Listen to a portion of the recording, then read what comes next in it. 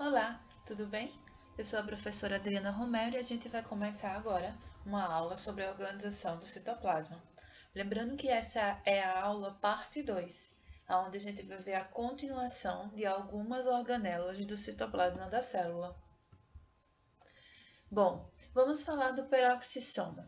O peroxissomo é uma organela responsável por diminuir ou oxidar substâncias tóxicas que estejam na célula, como por exemplo o peróxido de hidrogênio, também conhecido como água oxigenada. Então observe, aqui você tem a molécula H2O2 e ela vai ser diminuída, quebrada em água e gás oxigênio, certo? Então, aqui a gente vai ter a enzima catalase ou peroxidase, que vai fazer a quebra dessa molécula, tá? O peróxido de hidrogênio é tóxico, então a ação do peroxissomo é essencial para diminuir a concentração dessa substância no nosso organismo. O peroxissomo é uma organela muito presente naquelas pessoas que costumam também fazer uso de drogas, assim também como as bebidas alcoólicas, né, que também são drogas. Elas vão ter células como os hepatócitos, por exemplo, com bastante peroxissomos, porque ela vai precisar fazer a oxidação dessas substâncias tóxicas com maior quantidade. Veja só, oxidam também ácidos graxos, tá? Que serão utilizados na produção de energia. Então, aqui a gente tem lipídios, né? Sendo quebrados, sendo oxidados por essas organelas aqui, os peroxissomos, tá? Oxidam proteínas e, assim como eu já falei, as substâncias tóxicas. E aí elas são abundantes nos rins e no fígado, né? Que são aqueles órgãos que são considerados aqueles órgãos que gostam de desintoxicar o nosso corpo, tá? São os verdadeiros órgãos detox. Assim também como eles vão produzir os ácidos biliares. Os ácidos biliares, eles são produzidos aqui, ó, no fígado, tá? Então, o peroxissoma vai ser a organela do hepatócito, que é a célula do fígado, que produz os ácidos biliares. É a famosa bile, né? A bile, ela vai ficar armazenada na vesícula biliar. E aí, de tempos em tempos, ela vai liberando os ácidos biliares lá no seu intestino, que é para você fazer a digestão do lipídio, das gorduras. E também auxiliam na formação da bainha de mielina. A bainha de mielina é uma gordura, é um lipídio que envolve alguns neurônios e que faz com que os impulsos nervosos eles sejam transmitidos de uma forma muito mais acelerada. Veja só, aqui você tem a célula chamada neurônio e a bainha de mielina aqui, ó, nessa região do axônio, tá? Nessa ramificação do neurônio. E aí a bainha de mielina ela vai ser produzida, né? Ela vai ter sua produção sendo auxiliada pelo peroxissomo. Mitocôndria. Mitocôndria é outra organela do nosso citoplasma. A mitocôndria ela é essencial na respiração celular aeróbica, ou seja, aquela que vai extrair energia utilizando gás oxigênio. Então, é a produção de energia na presença do gás oxigênio. Aquele oxigênio que você inala na respiração, ele vai para os teus pulmões, né? Lá nos seus pulmões vão ocorrer a hematose, onde o oxigênio ele vai entrar no seu sangue, ele vai entrar nos seus vasos sanguíneos, e o gás carbônico, né? Ele vai para o seu pulmão e aí você coloca para fora por meio da expiração. E aí esse gás oxigênio presente no seu sangue, ele vai migrar para as suas células e lá ele vai encontrar essa organela, que é a mitocôndria, tá? A mitocôndria está aqui aberta para a gente ver como ela é por dentro, certo? Perceba que ela tem duas membranas, ela tem a membrana externa e a membrana interna, tá? Aqui dentro ocorrem as cristas mitocondriais, ó, que são essas projeçõezinhas da membrana interna. E temos também a matriz mitocondrial, que é a parte mais interna da mitocôndria, tá? Varia de dezenas a centenas. Depende muito do estilo de vida da pessoa, né? Se aquela pessoa ela é sedentária, ela vai ter menos mitocôndria, mas se ela é um atleta, né, faz exercícios, Então, ela vai ter muito mais mitocôndria, porque a demanda de oxigênio para aquela pessoa vai ser muito maior.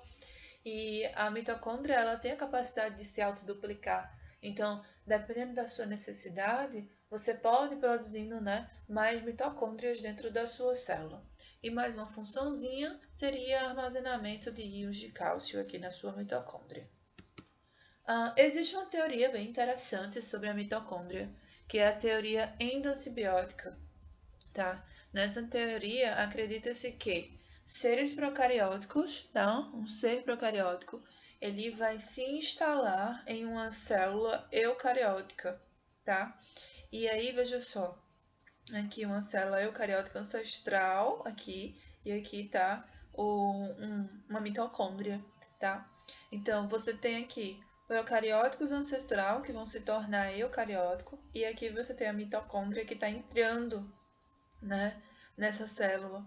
E agora ele vai viver dentro dela, numa relação simbiótica, mutualística, em que ambos ganham, tá? Da mesma forma, acredita-se que o cloroplasto fez também essa proeza. O cloroplasto seria uma bactéria, né, um ser procariótico primitivo, que vai entrar numa célula eucariótica ancestral e agora essa célula também vai poder fazer fotossíntese, tá? Isso ocorreu com as plantas. Não ocorreu conosco, tá? No nosso caso, a gente não é fotossintetizante, a gente não tem cloroplasto, mas temos mitocôndria. E graças à mitocôndria, a gente faz a respiração celular, onde a gente consegue extrair energia, né, dos nutrientes que ingerimos. E o que corrobora com essa teoria seria a capacidade de se autoduplicar e também de se ter um DNA circular próprio. Tá? Esse DNA circular é encontrado também nas bactérias, né? E assim como nós também chamamos as bactérias de seres procariontes, tá? Porque não tem núcleo. Que mais? Sim, e também as duplas membranas que eu falei, né? Ela tem duas membranas, falei anteriormente. A mitocôndria ela tem origem materna, tá? O espermatozoide ele não doa a mitocôndria na hora da produção do zigoto, mas o ovócito 2 sim.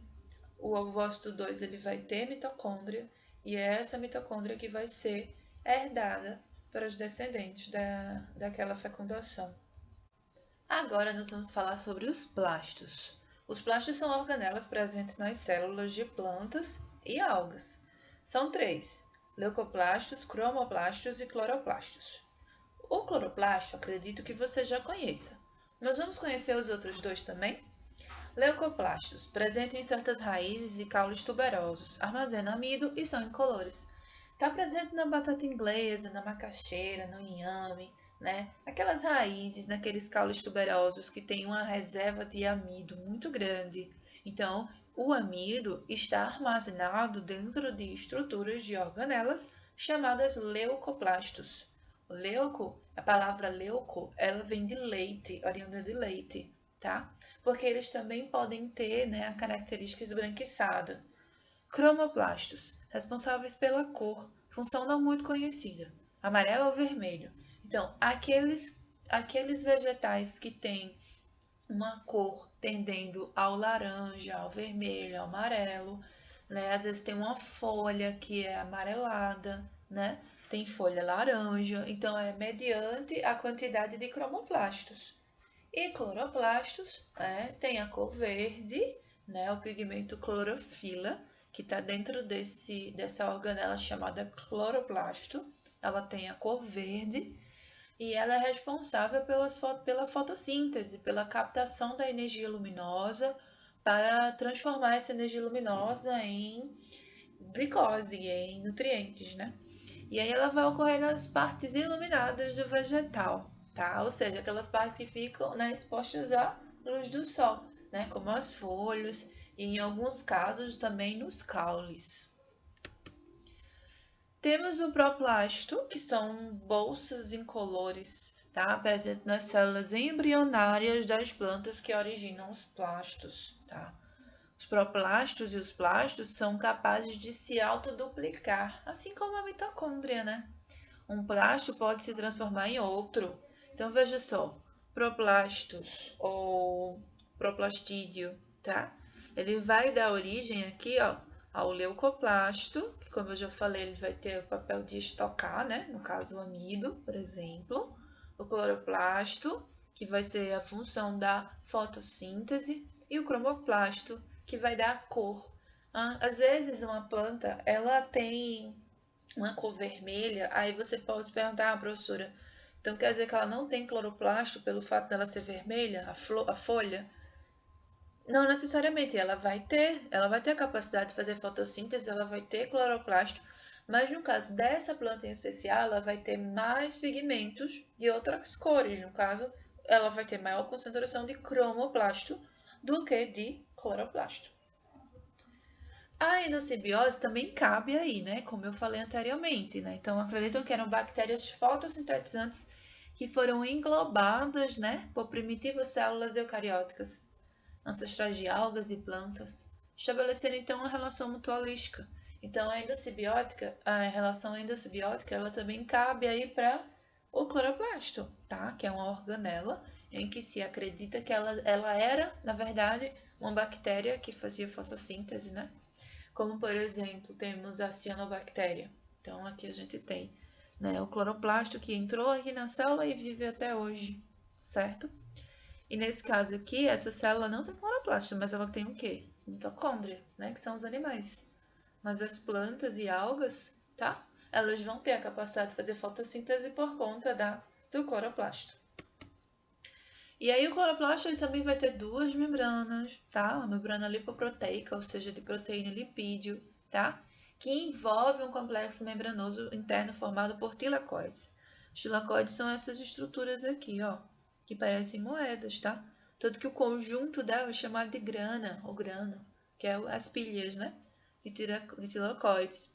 Aqui e dentro, né, no espaço que é o estoma, a região chamada estroma, que fica dentro, tem enzimas, tem DNA próprio, tem RNA, tem ribossomos. É como se fosse uma célula dentro da outra, tá? Por isso que eles falam tanto dessa teoria. Vamos fazer uma questão falando sobre esse assunto? Ela diz assim: a ausência de cloroplasto nas células das raízes subterrâneas e nas células mais internas dos vegetais é justificada pelo fato de que. Então, a questão está dizendo que não tem cloroplasto nas raízes subterrâneas e naquelas células mais internas, que ficam mais no interior das plantas. Aí ele fala assim, letra A. A presença de água e dos nutrientes orgânicos e inorgânicos do solo são fatores desencadeantes da síntese de todos os plastos, independente do fator de luz. Não, né?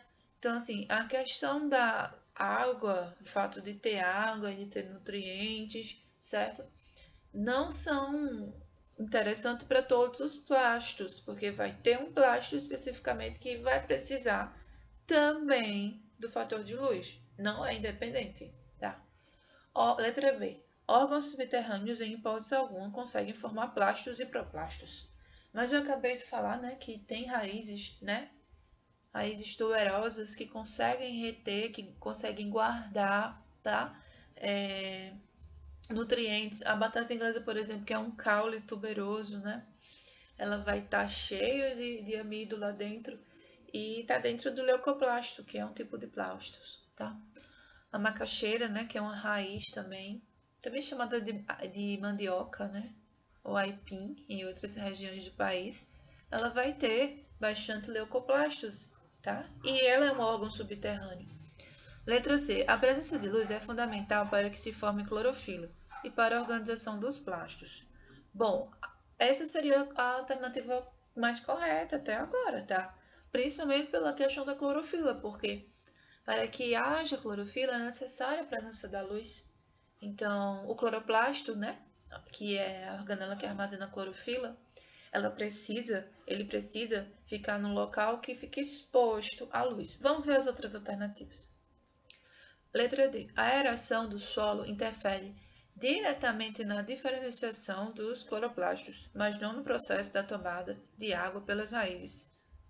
O fato de ter ar ou não no solo não vai interferir na diferenciação dos cloroplastos. A gente aprendeu que, para que haja cloroplasto, é necessário ter luz e não ar. Letra E. A temperatura do solo não interfere no mecanismo de absorção de água pela raiz, mas apenas na produção de clorofila e de cloroplastos. Bom, a temperatura também não vai interferir na produção de clorofila, certo? E a clorofila está dentro dos cloroplastos, né? Como eu já disse. Então a temperatura não influencia. Então a letra correta vai ser mesmo a letra C. A presença da luz é fundamental para que se forme a clorofila e para a organização dos plastos. Perfeito. Vamos prosseguir. Vamos falar agora do centríolo. O centríolo é uma outra organela, tá? Eles são tubos cilíndricos, como você consegue perceber aqui, ó, formados por microtúbulos, são substâncias proteicas, tá? Então, aqui é a definição. Pequeno cilindro oco constituído por 9 conjuntos de 3 microtúbulos, mantidos juntos por proteínas adesivas. Então, a gente tem aqui esses microtúbulos que acabam tendo essa disposição. Presente na maioria dos eucariotos, com exceção das plantas superiores, né, que são as gimnospermas e angiospermas, e de fungos complexos, tá, que são também os fungos multicelulares, que a gente chama de multicelulares porque eles são feitos de mais de uma célula. Durante a divisão, participam da organização das fibras do fuso.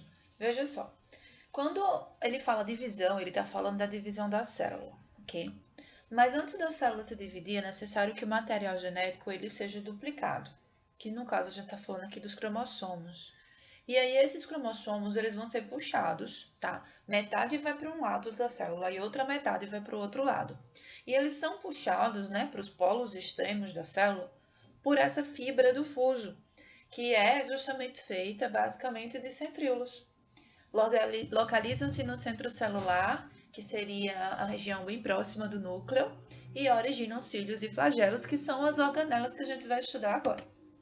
Bom, cílios e flagelos são organelas que atuam na locomoção, na alimentação, né, que justamente podem capturar também substâncias, certo? E aí são estruturas filamentosas móveis que se projetam da célula. Os flagelos, acompanhem, eles são longos e poucos, tá? Eles não são muitos, mas são longos. Eles realizam ondulações que se propagam da base para a extremidade. E aí ele vai fazer com que a célula se locomova, ok? Já os cílios, eles são muitos e curtos, tá? Então, eles vão fazer movimentos semelhantes a um chicote, e aí eles também podem fazer com que a célula se locomova, ok? No nosso corpo existem células ciliadas, tá? Como, por exemplo, a traqueia, que faz parte do nosso sistema respiratório. Né? A membrana dessas células vão ter cílios para varrer para fora o muco que lubrifica as vias respiratórias. Às vezes você inala uma bactéria, né? Uma partícula, um fungo, um ácaro, e aí ele fica preso na traqueia. Ah, tô com alguma coisa na minha garganta, né? E aí esses cílios eles vão fazer um movimento para tentar expulsar, né, junto com o muco, essa substância que esteja na sua traqueia. Aí você tosse, escarra e aí coloca para fora, ok? Vamos falar agora dos vacúolos. Os vacúolos são espaços dentro da célula que guardam substâncias, tá? Podem ser pulsáteis, digestivos ou de armazenamento. Vamos falar do pulsátil, também chamado de vacúolo contrátil. Ele está aqui, ó. Isso aqui pode ser uma ameba, por exemplo, tá? Que é um ser vivo unicelular. E aí ele faz a regulação osmótica, porque às vezes a água ela fica entrando, né, por osmose na célula, e aí ele fica se contraindo e aí expulsa essa substância da célula, essa água que entra em excesso, e aí a célula não fica túrgida, né? Ela não fica inchada a ponto de explodir. Então, o vacúolo contrátil, ele vai ter essa função, tá? De ficar contraindo e colocando para fora substâncias. Também tem o vacúolo digestivo, que vai fazer a digestão. E existem, né, vacúolos de armazenamento, que vão armazenar substâncias dentro da célula. Os vacúolos da célula vegetal. Como você pode ver nessa imagem, o vacúolo ele pode ocupar até 80% do volume da célula. Então, na célula vegetal ele é bem expressivo. E ele vai ser oriundo de organelas como o retículo endoplasmático e complexo golgiense.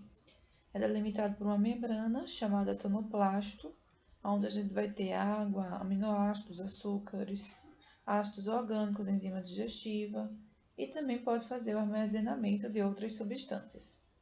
Podem formar inclusões cristalíferas constituídas por oxalato de cálcio, também conhecido como drusas, ráfides e monocristais. Essas substâncias elas servem basicamente como defesa para a planta, para evitar que herbívoros se alimentem delas. Tem uma planta muito comum que tem essas substâncias, que é a Comigo Ninguém Pode, que é uma planta que até quando a gente toca nela, a gente sente a ardência, o queimor, por conta dessas substâncias. E a ciclose? A ciclose é um movimento que ocorre no citoplasma, em um determinado sentido, e pode ser bem perceptível em células vegetais. E a velocidade da ciclose é controlada pela luz e pelo aumento da temperatura. Perceba que, inclusive, as organelas, como o cloroplasto aí, nessa célula vegetal, ela vai se movimentar durante essa ciclose. Bom, concluímos por aqui mais uma aula. Espero que você tenha entendido. Até a próxima. Tchau, tchau.